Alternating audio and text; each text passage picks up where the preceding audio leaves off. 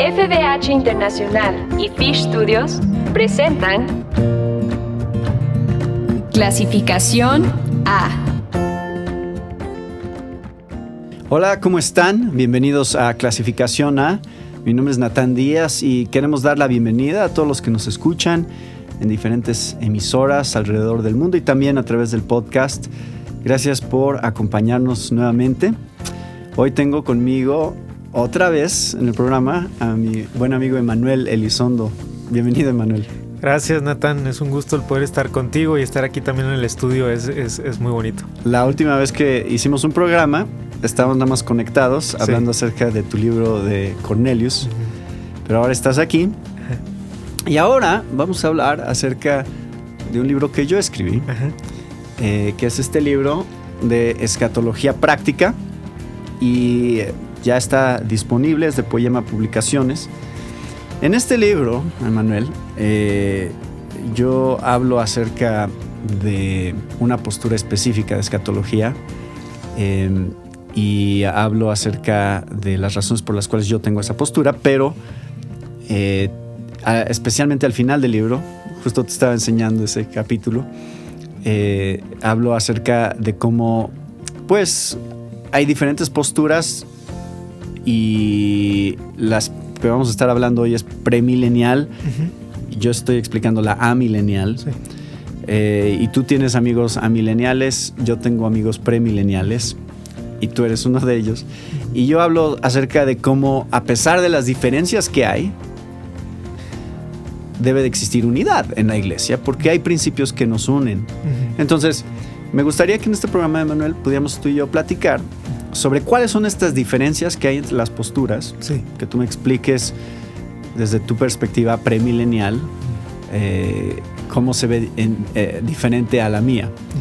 Pero al final podemos ver cómo es que también los principios sí nos unen como hermanos en Cristo. Así es. Entonces, a ver, si yo viniera contigo y te dijera, a ver, Emanuel, explícame, ¿cuál es la diferencia entre el premilenialismo y el amilenialismo? Y al final del día, ¿por qué eres premilenial? Sí, bueno, creo que nos ayuda a entender las diferencias en las posturas, un poquito las palabras, ¿verdad? Premilenialismo y amilenialismo. Sin embargo, a veces las palabras pueden ser un poquito confusas porque cuando ves solamente, y ahorita tú puedes hablar más de esto, cuando se habla del amilenialismo no es necesariamente la postura que no existe el milenio, sino que ya estamos en el milenio, ¿verdad? Entonces, el amilenialismo vería el milenio desde ya, ¿no? Mientras que la postura premilenial ve el milenio como algo que viene, ¿no? Es algo futuro en donde Cristo, ¿verdad?, instaurará ese reino por un largo periodo de tiempo antes de los cielos nuevos y la tierra nueva, mientras que la postura amilenial ve que ya estamos en el milenio y lo que sigue es Jesucristo viniendo a instaurar los cielos nuevos y la tierra nueva. Entonces hay muchos puntos que ahorita podemos conversar de unidad y hay otros puntos que definitivamente hay diferencias, ¿no?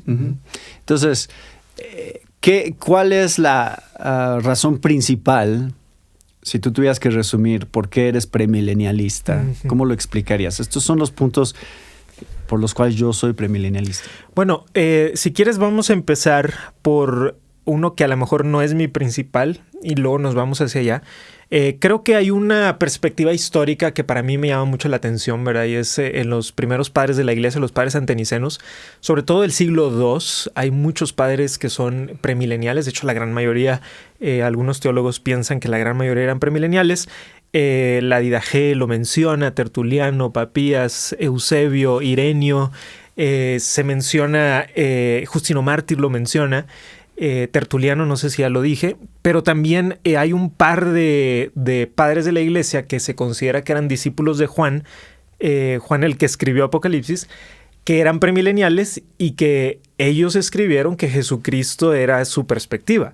Entonces, yo no creo que uno deba de decidir sus posturas por cuestiones históricas, o sea, creo que es por cuestiones exegéticas y teológicas, pero sí creo que hay un punto ahí, ¿no? Un punto histórico significativo en donde cuando lees aquellos que vienen justo después de los apóstoles y justo después de Juan, parecen tener la perspectiva, sus escritos, de que Jesucristo y que el apóstol Juan estaban hablando de un tiempo futuro en donde Cristo reinaría en la tierra con la iglesia sobre las naciones, o sea, de todo el planeta, que Cristo es el rey, no solamente por un tiempo, sino por un largo periodo de tiempo. Pero creo que la razón principal por la cual yo sería un poquito más premilenial es por cuestiones teológicas, ¿no?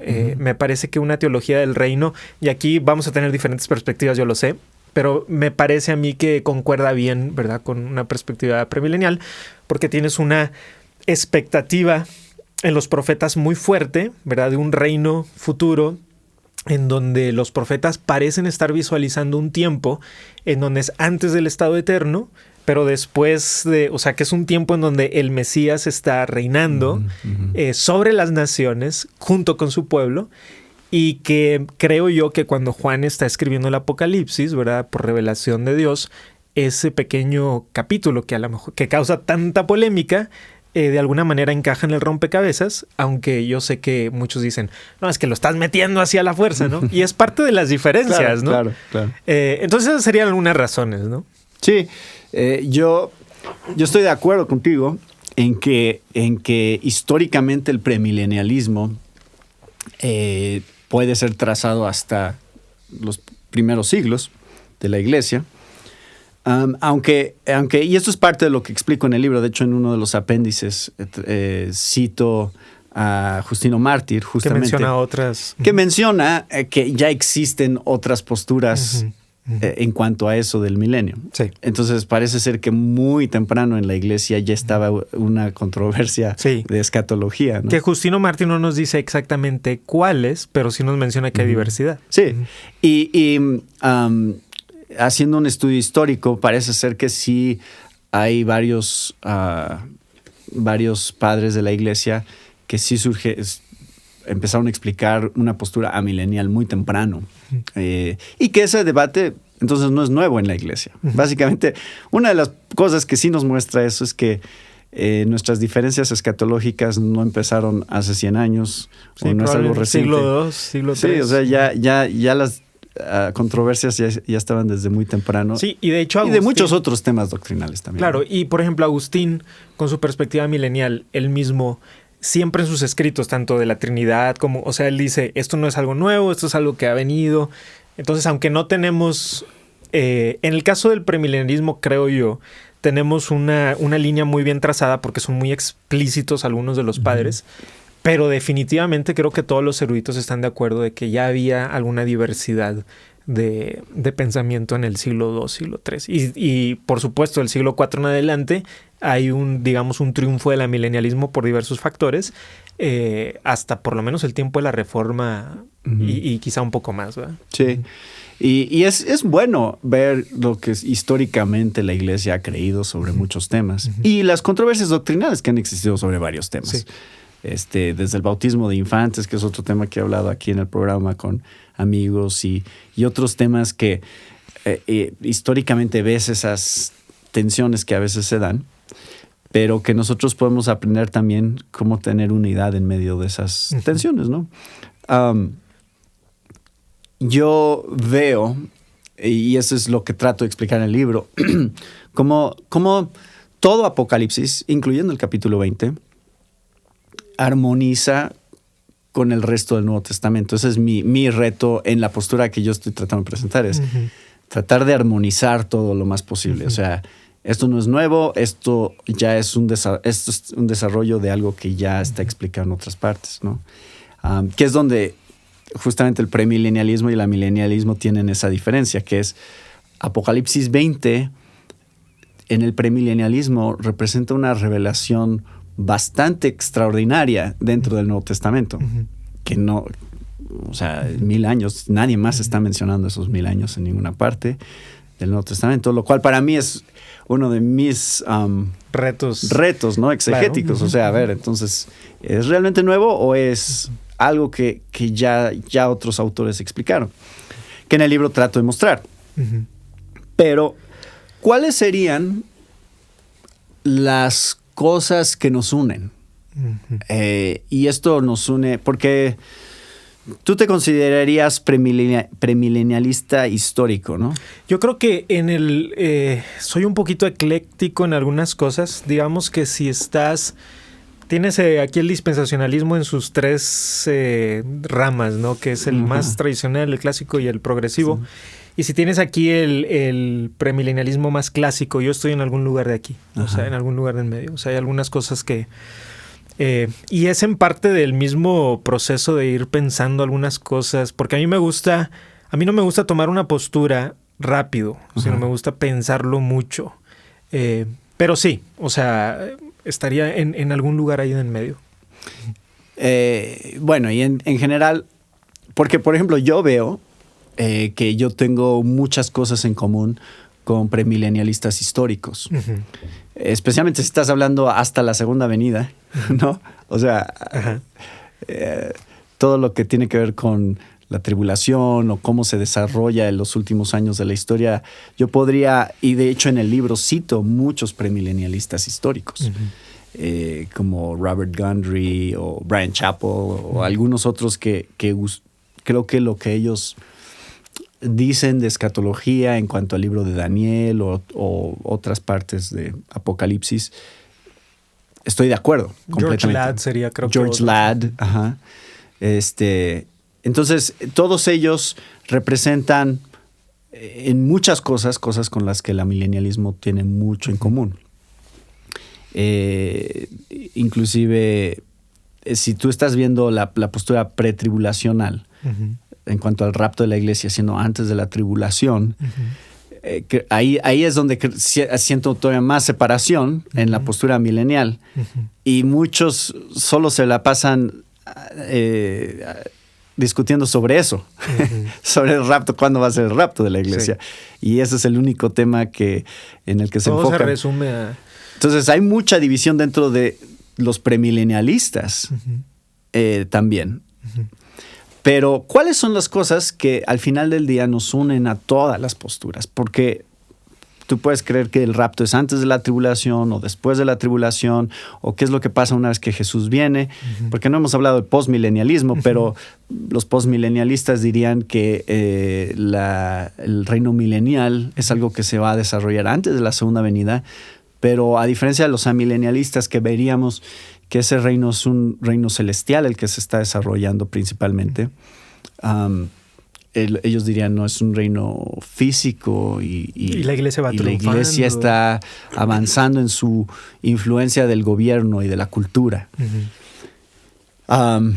Entonces, los posmilenialistas y los amilenialistas estaríamos de acuerdo a partir de la segunda venida, ¿qué pasa?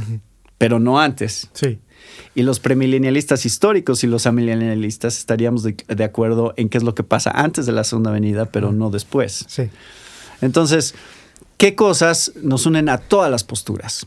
Creo que es la pregunta más importante que podemos hacernos, porque eso muestra la unidad que sí existe en la verdadera iglesia de Cristo en cuanto a lo que sí la Biblia revela claramente. O sea, la Biblia nos dice qué va a pasar. ¿Cómo y cuándo? Es lo que no nos explica muy bien a veces. Pero sí nos dice qué. Sí. Entonces, eso sí nos une a todos porque es innegable. Por ejemplo, el rapto de la iglesia, nadie está negando el rapto. Sí, y es un buen punto porque hay algunas personas que creen que el rapto es algo dispensacional. Pero no, las diversas posturas escatológicas creen en el rapto. La diferencia más bien es de forma y de tiempo. Sí. Ajá. Entonces,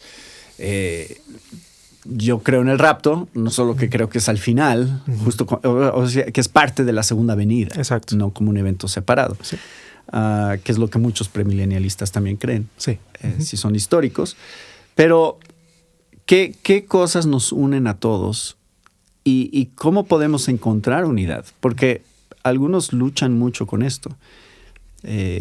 Que sienten esta hostilidad inmediatamente. Si tú vas a una iglesia que no tiene tu postura en escatología, hay una tensión ahí y la gente peleas por estos temas todo el tiempo. Sí, y parte de la razón por la cual hay estas peleas es por por lo que sucedió hace años, ¿no? Y esas peleas entre el fundamentalismo, los neoevangélicos y los liberales y entonces hemos heredado algunas de esas cosas sin saber bien de dónde salieron, ¿no? Y a lo mejor eso será para otra ocasión.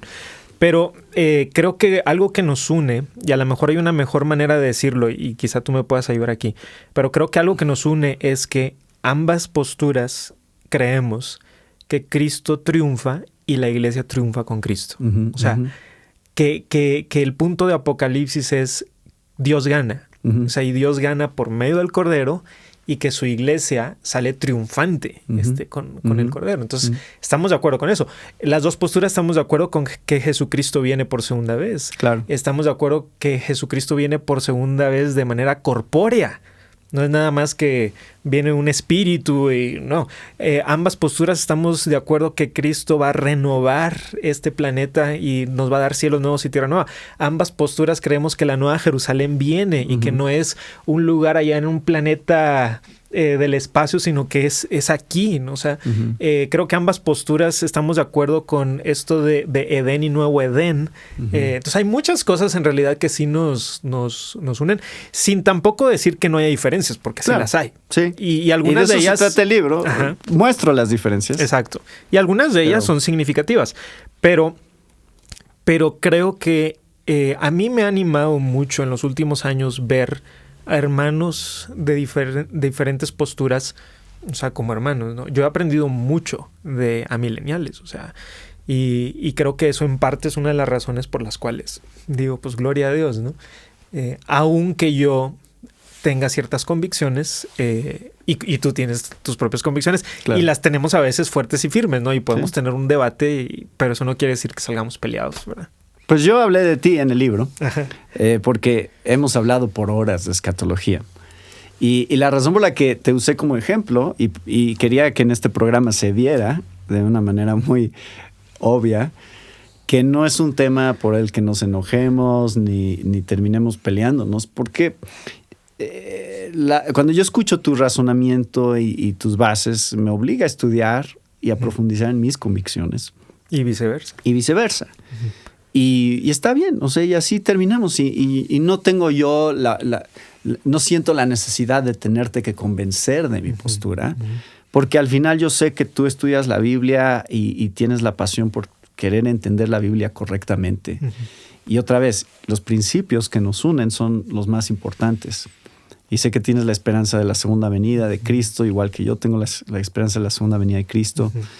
Y entonces, este sentido, lo que decías de la resurrección de los muertos también, o sea, de que vamos a ser resucitados físicamente, cuerpos glorificados. Todas las posturas creemos eso. Y hay mucha confusión sobre eso, ¿no? Pero en realidad, la teología histórica en las tres posiciones cree en la resurrección del cuerpo, tanto así que el credo de los apóstoles habla de eso, ¿no? Creo en la resurrección del cuerpo. Entonces, sí, y a veces creo yo que nos hemos centrado en la escatología tanto en las cuestiones de y qué cuándo y todo esto, que se nos olvida que a veces la gente tiene otras ideas muy equivocadas sobre la escatología. Exacto. O sea, que creen que literalmente casi vamos a estar en las nubes ahí con las arpas. Y porque, no sé si te haya pasado, pero yo he hablado a veces con hermanos y cuando les digo, bueno, es que la perspectiva del cielo no es nada más vamos, sino el cielo baja. Y es como que, ¿qué? ¿Cómo que el cielo baja? Pues sí, así termina, ¿no? Y esa parte tenemos que enseñarla bien. Y en parte, Nathan, es culpa de los predicadores, que creo que no hemos hecho una buena labor de predicar la esperanza bienaventurada. Exacto, sí. Y por eso es que yo en el libro termino explicando las diferentes confesiones, o más bien aquí están las confesiones, las pusimos tal cual vienen en la Biblia de Estudio de Herencia Reformada. Entonces tomamos las secciones que son en cuanto a la escatología, tanto de la Confesión Bautista de 1689, como la Confesión de Westminster, como la Confesión Belga. Y están aquí para que la gente pueda leer. Eso es un buen resumen de lo que todos creemos. Sí. Porque ellos no se meten en estas confesiones, en los detalles de cómo y cuándo. Simplemente dicen, a ver, Es la segunda venida, la resurrección de vivos y muertos, la restauración de todas las cosas. Eso es lo que creemos, porque eso es lo que la Biblia explica. Entonces, si la gente ha estado peleando por mucho tiempo sobre este tema, es bueno que se tranquilicen y no conviertan esto en un tema de división. Vean las confesiones históricas de la iglesia y vean cómo esas confesiones declaran cosas en las cuales todos los cristianos verdaderos podemos estar de acuerdo. Si tú tienes a alguien que niega que Jesús va a regresar físicamente, ahí tenemos un problema. Tenemos un problema, sí. Si tú niegas que la resurrección es física, que de hecho hay preteristas que... El preterismo a veces se ha ido demasiado lejos. Hay un preterismo que sí es herético, ¿no? Que es la resurrección ya sucedió. Sí. O sea que es un preterismo a un extremo, digamos. Sí. No es parcial. Exacto. Y creo que ahí es donde sí tenemos que tener cuidado y definir claramente qué es lo que sí la Biblia nos está mostrando que va a suceder en el futuro. Sí, y por ejemplo, las tres posturas históricamente creen en una figura de Satanás, ¿verdad? Que es real. Sí. Porque hay algunas otras posturas en donde dicen, no, es que Satanás es una fuerza, es una idea metafórica. Sí. Pero históricamente, seas premilenial, posmilenial o amilenial, o sea, hablando de las perspectivas históricas, sí ven a Satanás como un ser real. Sí. Y esto es lo que yo quería traer en el libro. O sea, más que enfatizar, aunque sí están nuestras diferencias en el libro, las explico y explico por qué yo tengo una cierta postura, pero cada capítulo empieza con un principio. Y ese principio, estoy siendo muy claro en empezar con ese principio porque quiero que la gente entienda que ese principio es el principio unificador. Lo que yo ya digo en el capítulo, tú puedes estar en desacuerdo. Tú puedes leerlo y decir, no, yo no creo que ese texto está hablando de eso, pero el principio con el que empecé, que es el que estoy tratando de enfatizar, todos los cristianos que creen en la Biblia como inerrante palabra autoritativa de Dios, van a estar de acuerdo que esos principios sí son verdaderos. Exacto. Y algo bonito es que, aunque sí ha habido mucha división con estos temas, también hemos visto unidad muy hermosa. Recuerdo yo haber estado en conferencias, y tú y yo hemos estado en esas conferencias, en donde tanto premileniales como amileniales han expuesto desde el frente. Y recuerdo una conferencia que se trataba sobre prácticamente escatología desde las dos perspectivas, y me acuerdo un predicador muy conocido diciendo, miren, esta es la manera en que yo interpreto este pasaje, pero aquí está mi hermano fulanito, ¿verdad? Él lo interpreta diferente. Al final vayan y pregúntenle a él. ¿Sí? Y yo cuando iba hacia esa conferencia dije, oye, está retador. Porque tienes premileniales y amileniales hablando de escatología. ¿Cómo le van a hacer? Y al final fue muy bonita, ¿no? Entonces sí se puede. Sí, hay una manera de tener estas conversaciones. Y contigo he experimentado eso. El poder hablar sin ningún temor a que te vas a enojar y que me vas a terminar aventando algo, ¿no? Hablamos por horas y tú me escuchas, yo te escucho y creo que al final estamos los dos buscando ser fieles a la palabra de Dios, profundizar en la palabra de Dios, pero también mostrar la unidad del Espíritu en medio de lo que podamos decir, porque este no es el único tema. Exacto. Escatología es un tema que donde hay controversia, pero hay muchos otros. Claro. Y yo estoy haciendo este programa como parte de una serie de programas que he hecho en el programa de temas controversiales. Empezando por el bautismo de infantes y el bautismo de creyentes, y también el cesacionismo y el continuismo, que hace poco hice con Joselo, y ahora hablando de escatología contigo. Pero en todos estos programas estoy hablando con amigos. Exacto.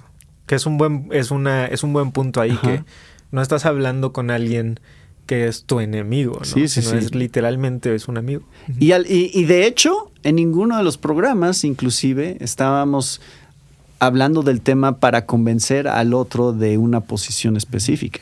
Y por ejemplo, tú has predicado en la iglesia que pastoreo, yo he estado aquí predicando en una conferencia, o sea, nos hemos invitado los unos a los otros, y aun que pertenecemos incluso a diferentes, digamos así, tradiciones evangélicas y trasfondos diferentes, estudiamos en diferentes seminarios. Y sin embargo hay un acuerdo ahí en cuestiones muy fundamentales de la fe. Y mencioné eso cuando estábamos hablando de esta Biblia, de la Biblia de estudio temática, o temática de estudio, es la verdad. La Biblia es temática de estudio. Porque justo hablábamos de eso con Miguel. Cómo es que Miguel también, siendo premilenialista, me invitó a escribir sobre escatología, sabiendo... Porque él sabía mi postura. Sí. No era una sorpresa, pero sabía mi postura y aún así yo escribí de escatología en la Biblia. Sí. Y Miguel explica su postura. Sí. Al principio de Apocalipsis especialmente está ahí su explicación. Yo creo esto. Pero eso muestra, esta Biblia es un buen ejemplo también de esa unidad entre hermanos que estamos colaborando para un mismo proyecto inclusive. Sí. Con diferentes perspectivas. Y que no estamos negando las dificultades, que no estamos negando que sí hay diferencias. Y que hay implicaciones también. Y que hay implicaciones y que hay ideas a priori que tomamos. Pero lo que estamos tratando de decir es que aún con eso hay unidad en el Evangelio, porque entendemos o tratamos por lo menos de entender cuáles son las doctrinas fundamentales de la fe cristiana y que la escatología, incluso con estos puntos que tiene grandes temas en los cuales estamos muy de acuerdo. Tan de acuerdo que podemos ir juntos, ¿verdad? Y decir, creemos en esto. Pues nada más quisiéramos este programa, Emanuel, como un pequeño resumen de cómo se ven estas diferencias y cómo se ve la unidad y la comunión entre cristianos en medio de esas diferencias. Y bueno, gracias por aceptar la invitación.